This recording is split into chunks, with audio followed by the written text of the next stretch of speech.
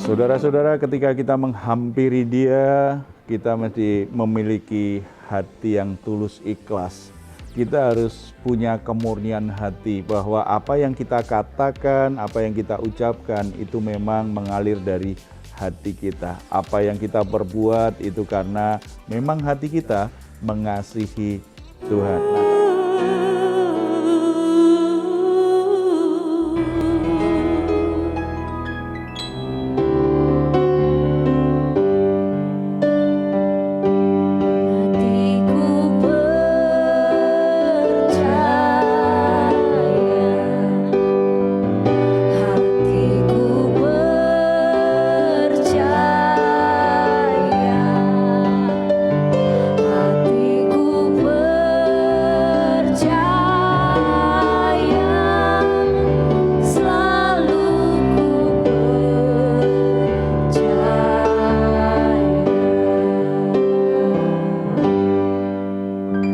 Salam, Kar Lover yang dikasihi oleh Tuhan Yesus. Kiranya semua dalam keadaan sehat, diberkati Tuhan, bersuka cita, dan boleh berkumpul bersama dengan keluarga yang bahagia. Saudara-saudara, setelah sekian lama kita beraktivitas, termasuk hari ini kita lakukan banyak tugas kita, secara fisik kita menjadi lelah, secara fisik kita menjadi capek, tetapi menjadi lebih berat kita tanggung, dan itu akan mengganggu istirahat kita malam ini kalau pikiran kita juga menjadi lelah karena masalah-masalah yang belum selesai. Oleh sebab itu, solusi yang terbaik adalah kita datang kepada Tuhan. Karena ketika kita datang kepada Tuhan, menyerahkan semua beban berat kita, maka Tuhan akan memberi kita pertolongan, memberi kita kekuatan untuk bisa menanggung semuanya. Bahkan Tuhan akan memberi kita kelegaan. Ini yang dikatakan Tuhan Yesus kepada kita semua. Marilah kepadaku semua yang letih lesu dan berbeban berat, aku akan memberi kelegaan kepadamu. Puji Tuhan. Mari hampiri Dia dengan hati yang percaya, hati yang berharap, hati yang tulus ikhlas. Percayalah, Tuhan akan memberimu kelegaan, pertolongan, apapun masalah yang sedang saudara alami saat ini. Mari kita bersatu dalam doa. Bapa di surga, kami datang kepadamu dengan darah Yesus Kristus. Kami menghampiri Engkau.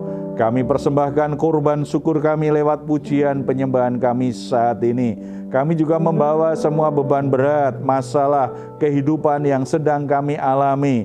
Bapa, kami mohon belas kasihan-Mu, kami mohon pertolongan-Mu. Kami letih, kami lelah, tidak hanya secara fisik tetapi juga secara pikiran, secara emosional. Kami juga merasa tertekan. Kami sangat percaya firman-Mu. Ketika kami datang kepadamu, Tuhan akan memberi kami kelegaan. Ada ketenangan, ada keringanan yang kami rasakan. Bahkan kami sangat percaya dalam Engkau kami akan menemukan solusi terbaik. Kami akan mendapatkan jalan keluar terbaik. Engkau akan menyertai kami untuk menyelesaikan setiap masalah-masalah yang ada. Bahkan kami juga percaya keajaiban-Mu, mujizat-Mu itu akan terjadi dalam kehidupan kami. Dalam nama Tuhan Yesus kami berdoa. Amin. Saudara-saudara, ketika kita menghampiri Dia, kita mesti memiliki hati yang tulus ikhlas. Kita harus punya kemurnian hati bahwa apa yang kita katakan, apa yang kita ucapkan itu memang mengalir dari hati kita. Apa yang kita perbuat itu karena memang hati kita mengasihi Tuhan. Nah, kalau kita berbicara tentang ketidaktulusan, ketidakmurnian hati, ini kadang-kadang bisa mengganggu hubungan dan banyak orang curiga dan membuat suasana persekutuan itu bermasalah biasanya. Kalau ada orang-orang yang punya niatan-niatan tidak tulus dengan apa yang dia lakukan. Nah, sebelum kita lihat kebenaran firman Tuhan tentang pentingnya ketulusan hati ini, mungkin ada yang mau bercerita pernah melihat atau ketemu orang yang tidak tulus di lingkungannya? Ya, Pak. Dulu ada seseorang yang saya kenal gitu ya. Dan dia ini dekat dengan salah satu majelis ya. Dan majelis ini cukup punya uang. Nah, teman ini rajin banget datang ke rumah bapak ini ya. Apa-apa dia selalu bantu, apa-apa dia selalu pengen dia yang melayani di situ gitu ya. Nah, bapak majelis ini pernah punya proyek dan dia dipercayakan. Nah, waktu menangani proyek itu dia dikasih kesempatan. Nah, ternyata apa yang terjadi ketika dia dipercaya melayani di bidang proyek itu. Nah, anak-anak yang tadinya sangat-sangat dekat dengan dia, akhirnya tiba-tiba pada mundur. Ternyata setelah diselidiki, nah bapak ini kasih kesempatan, ada bagian musiknya juga, dan anak-anak ini terlibat dalam pelayanan gitu ya. Dan bapak ini sediakan persembahan kasih. Nah, ternyata setelah diselidiki nggak pernah sampai ke anak-anak ini. Jadi yang didengar jadinya, waduh ini kok melayani tapi tidak tulus gitu. Jadi malah memanfaatkan tertahan di dia gitu. Jadi ya itu Pak, kasihan juga sih. Selalu jadi cerita yang kadang-kadang buat nggak nyaman kan. Ketidaktulusan itu merugikan orang lain, merusak persekutuan, dan jelas dari sisi relasi pasti tidak berjalan dengan baik.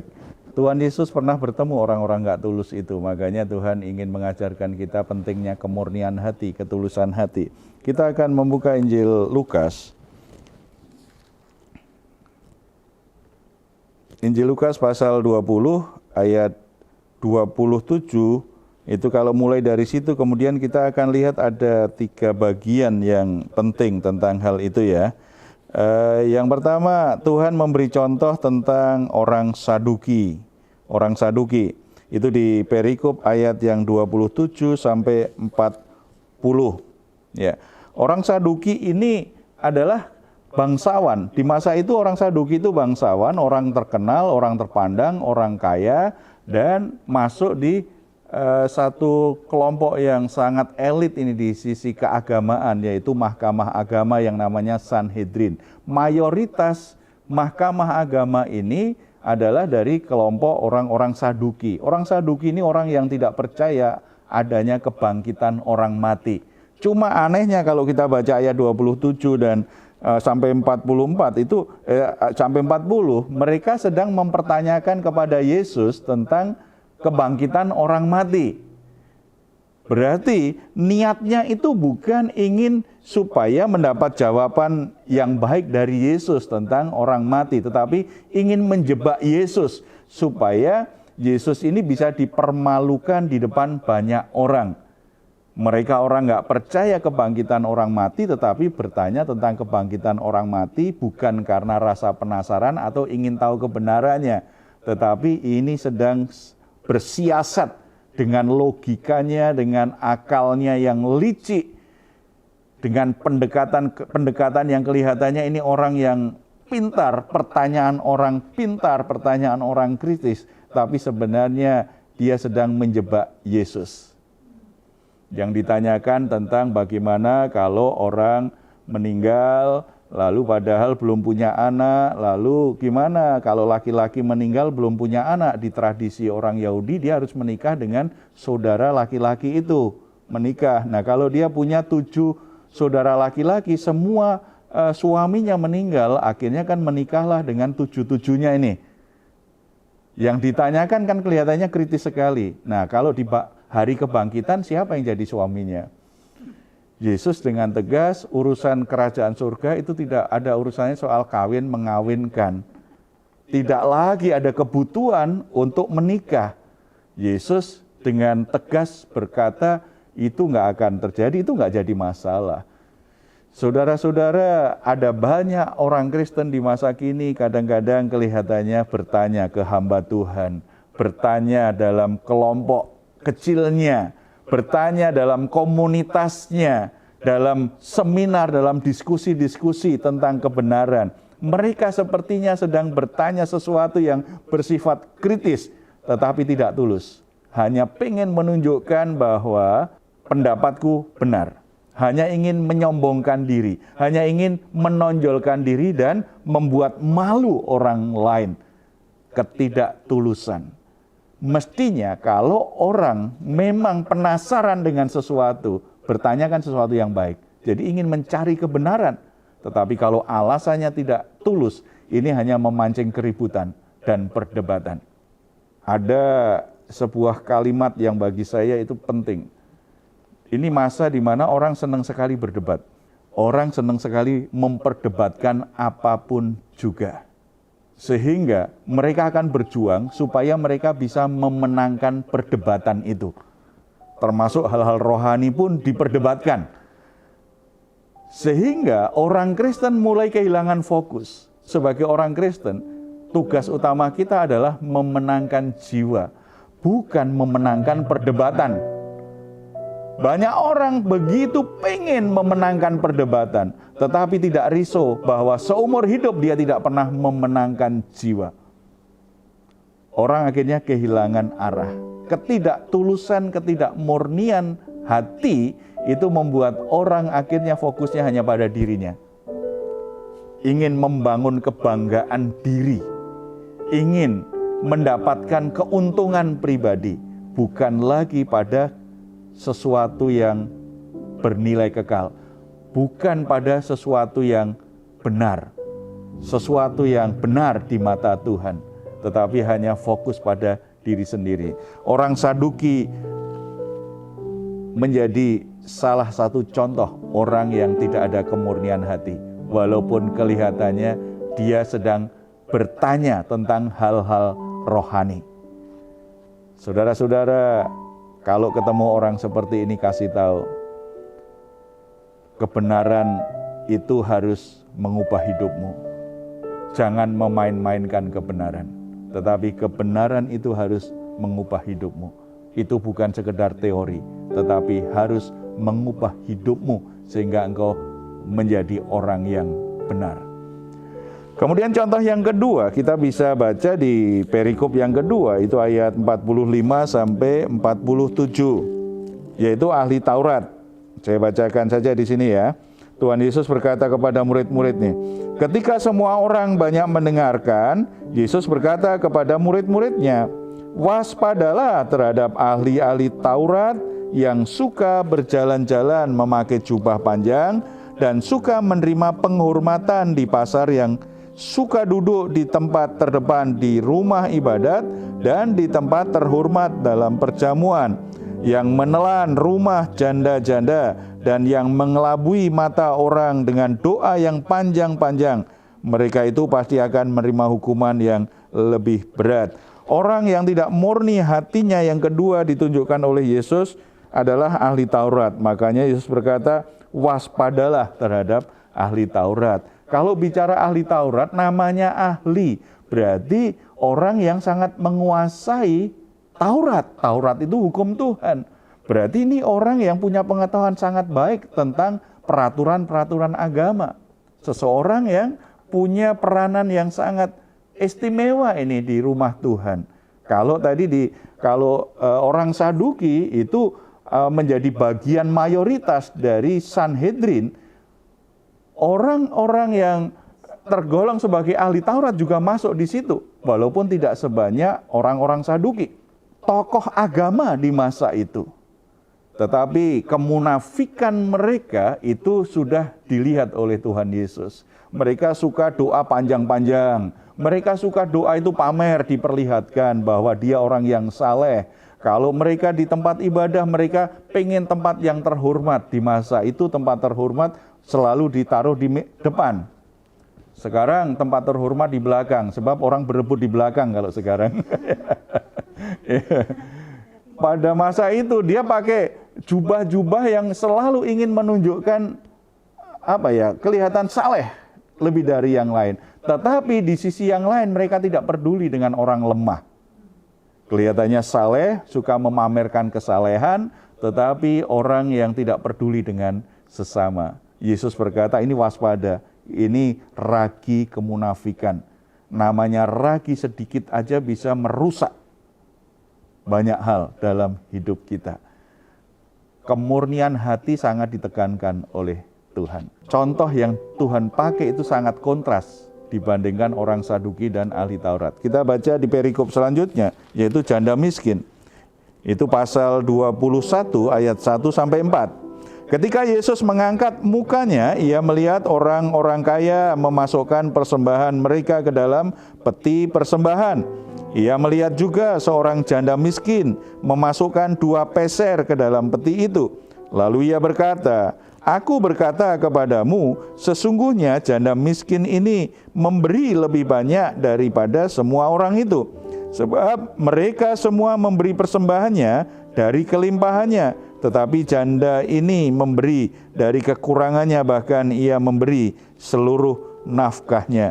Yang dipakai oleh Yesus untuk menganalogikan kemurnian hati, benar-benar orang yang kontras dengan orang Saduki dan ahli Taurat. Orang Saduki yang bersifat rasional, yang memuja logikanya, yang memuja kepandaiannya.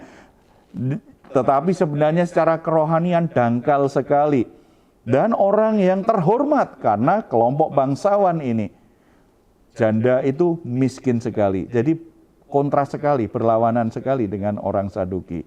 Ahli Taurat, orang yang pandai, yang menguasai hukum Tuhan. Tetapi tidak peduli dengan sesama. Apa yang dilakukan, kesalahan yang dia lakukan, itu kemunafikan semata. Tetapi janda miskin tadi, orang yang sederhana sekali. Dia datang apa adanya dengan penuh kejujuran. Saya miskin, saya tidak punya apa-apa. Tetapi saya sungguh-sungguh mengasihi Tuhan. Saya berikan 2 peser uang yang saya miliki.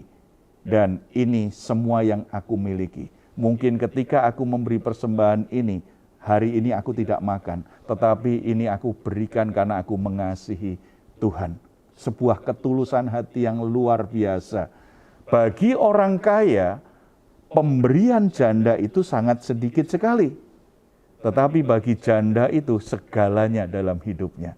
Dia berikan sepenuhnya apa yang dia miliki untuk Tuhan yang dia kasihi. Saudara-saudara, kemurnian hati itu tidak diukur berapa banyak yang kita berikan untuk Tuhan. Berapa banyak uang yang kita berikan di gereja.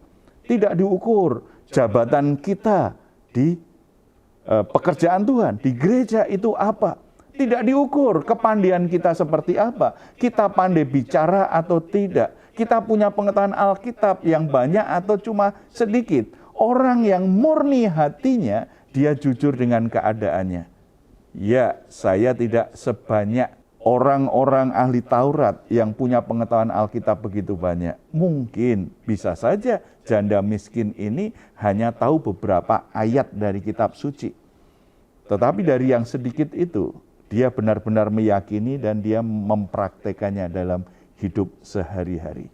Bagi orang yang murni hatinya, kebaikan itu tidak basa-basi. Kebaikan itu motivasinya bukan untuk mencari pujian orang lain, mencari pengakuan orang lain. Ketika dia melakukan kebaikan, bagi dia itu cukup. Kalau dia sudah kerjakan, hanya Tuhan yang tahu. Mungkin tidak ada satu orang pun yang tahu. Itu cukup dia bisa lakukan. Bagi orang yang murni hatinya, berdoa itu cukup, yang tahu cuma dia dan Tuhan. Orang lain mungkin tidak tahu. Tetapi dia akan melakukannya dengan sukacita. Bagi orang yang murni hatinya, doa pendek, kalau dia memang baru bisanya seperti itu, dia akan berdoa cukup pendek saja. Mungkin tidak sepanjang orang-orang yang sudah lama dia bergereja, tetapi dia tidak malu hanya doa yang pendek. Karena doa yang pendek lahir dari hati yang murni, itu lebih bernilai daripada doa yang panjang-panjang, tetapi itu sebuah kemunafikan. Bagaimana hati kita selama ini? Sangat baik kalau saudara-saudara semua mendukung pekerjaan Tuhan dengan pemberian-pemberian keuanganmu. Itu sangat baik sekali. Sangat baik kalau saudara ikut ambil bagian dalam pelayanan di gereja. Itu sangat baik sekali. Sangat baik kalau saudara peduli untuk menolong orang miskin, orang yang sakit, orang yang sedang kesusahan. Itu sangat baik sekali. Tetapi mari kita menguji sesuai firman Tuhan. ketika kita melakukannya, apakah ada kemurnian hati? Ketika kita melakukannya, apakah tidak terselip kemunafikan? Kita hanya pengen kelihatan baik tetapi tidak jujur dengan motivasi kita. Atau kita hanya pengen membanggakan kepandian kita dan apa yang kita miliki dan ingin merendahkan orang lain. Tuhan melihat, Tuhan menilai.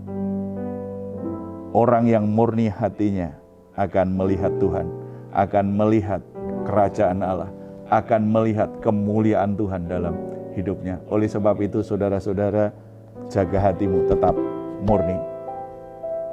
Tidak seperti orang lain, enggak apa-apa. Yang penting jaga hatimu tetap murni di hadapan Tuhan. Itu yang terbaik yang bisa kita berikan kepada Tuhan. Mari kita bersatu dalam doa. Bapa di surga, Engkau menilai hati setiap orang. Engkau mengerti setiap saudara-saudara yang saat ini bergabung dengan Raise and Guide ini. Mereka mungkin tidak bisa memberi lebih banyak dari yang selama ini bisa mereka beri. Mereka tidak bisa memberi sebanyak orang lain. Mereka tidak bisa melakukan sesuatu lebih baik dari orang lain. Tetapi Tuhan melihat hatinya.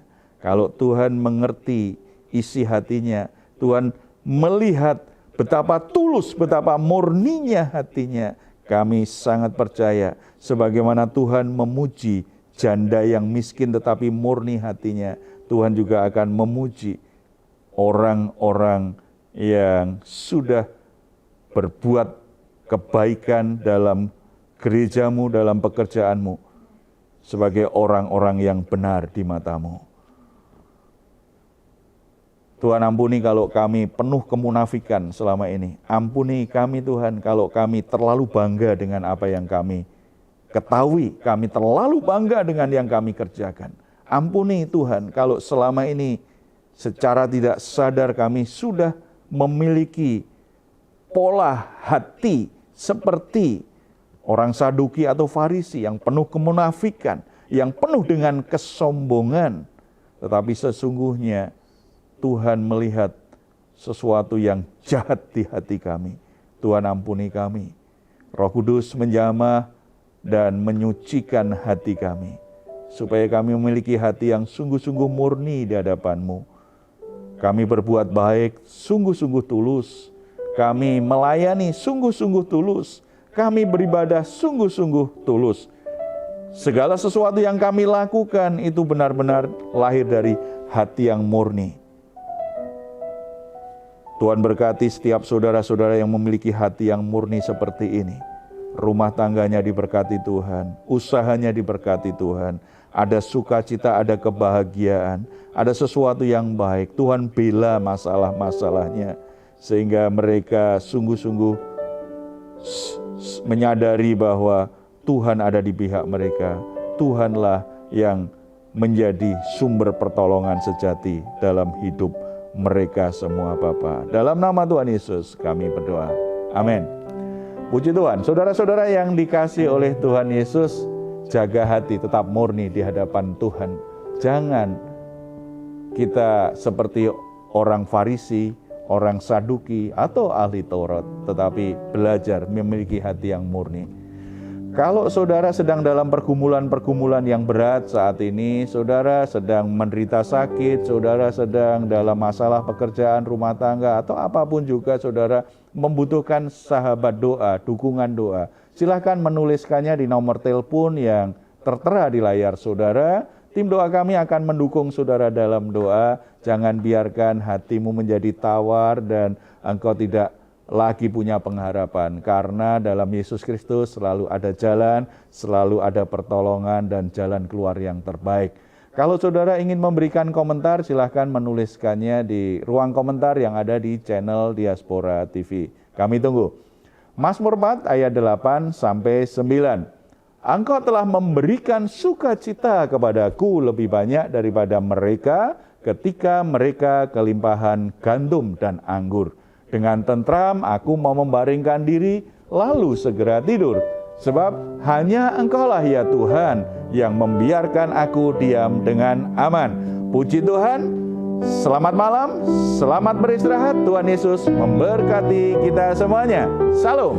Hatiku siap.